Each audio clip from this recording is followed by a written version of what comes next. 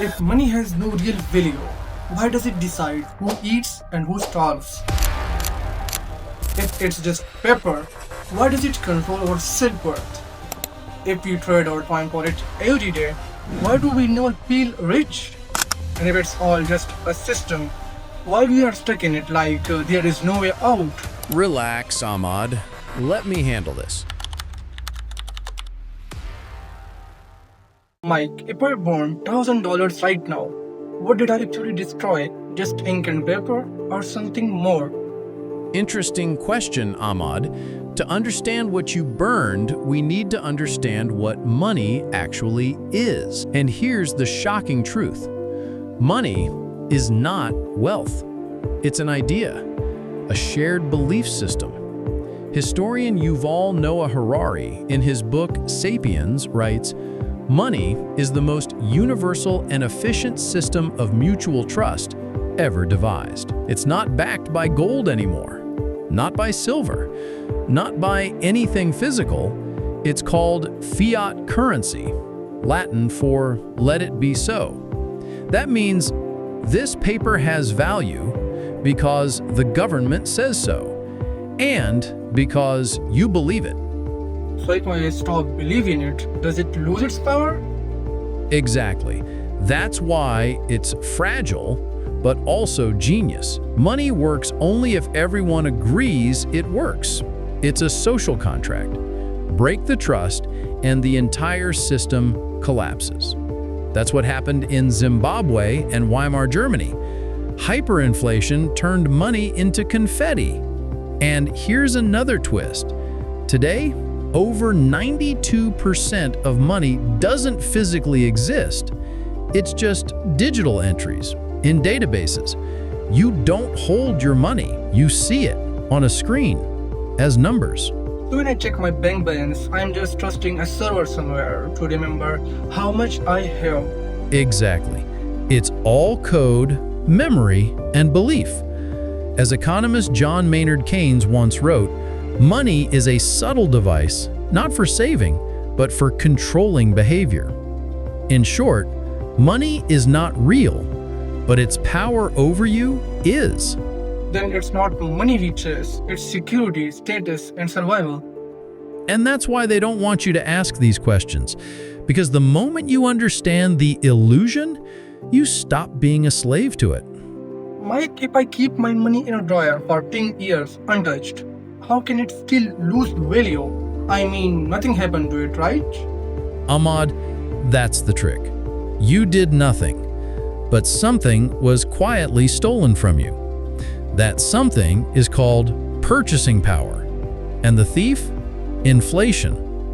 Inflation is the slow rise in prices over time.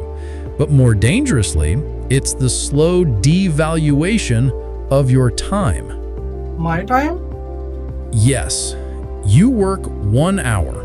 You earn, say, $10. You think you've stored 1 hour of effort. But a year later, if inflation rises, that $10 now buys less food, less petrol, less life. So what just happened? Your 1 hour of hard work was quietly devalued. In 1923 Germany, during hyperinflation, prices doubled every 4 days. People carried cash in wheelbarrows.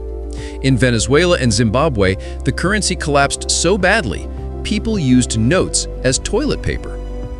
But here's the scary part. You don't need hyperinflation to lose wealth. Even 2 to 3% inflation per year compounds to destroy 30 to 40% of your money in a decade. So it means saving cash is basically losing silently. Exactly. And yet we're taught, save money in the bank, be safe. But the truth is, inflation is the tax they never vote on, by Milton Friedman. Wait, so the system is built to reward people who spend money or invest it, not those who save. Yes. The modern economy runs on movement, not storage. The US dollar lost over 96% of its value since 1913. So your safe savings, they're melting. Then this is not just economics, it's survival. If I don't understand inflation, then I am the product. Mike, if saving money makes me poorer over time, then tell me honestly, who creates money and who decides how much is enough? Ahmad, you just asked the question that schools never answer. Because the truth is, most people don't know who makes money. They think the government prints it. They think the value is fixed. But here's the truth. Money is created out of thin air by private central banks. Let me explain. In most countries, including the US and Pakistan, money isn't printed by the elected government. It's created by central banks. In America, that's the Federal Reserve. And guess what? They are not fully government-owned. They operate independently. And they decide how much money flows into the system. Not you, not your vote. Wait, so you are saying the money I earn, save, and depends on is being created and controlled by a body I did not even elect? Yes. And here's where it gets scarier.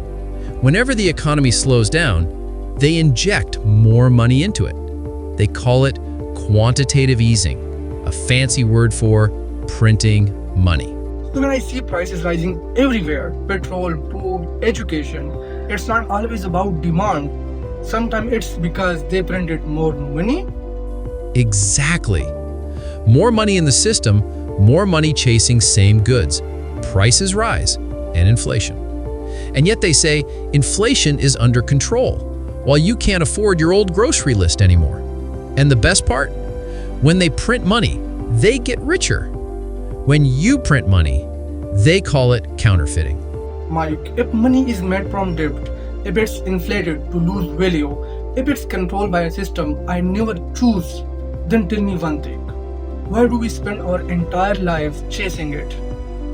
Why do people trade the only thing they truly own, time, for something so artificial? Ahmad, because we were never taught to measure value. We were only trained to chase currency. Let me explain.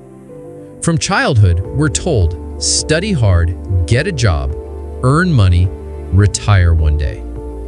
No one ever said, protect your time, design your freedom, don't trade peace for salary. You work 40 hours a week for 40 years to earn something that loses value every year. Meanwhile, your real wealth, health, time, relationships, creativity slowly disappear in the background. And if you ask why you are tired, anxious, or empty, the answer is always the same. You need more money, so you don't harder. But what if the treadmill is the trap? Yes. People now exist to pay rent, to repay loans, to prove they're productive. But here's the irony. We earn money to buy time-saving devices, and then use that saved time to work more. If this video made you pause even for a second, then remember, you are not crazy. You are just waking up. Now, it's your choice. Keep running or start building a life that feels rich even without wishes.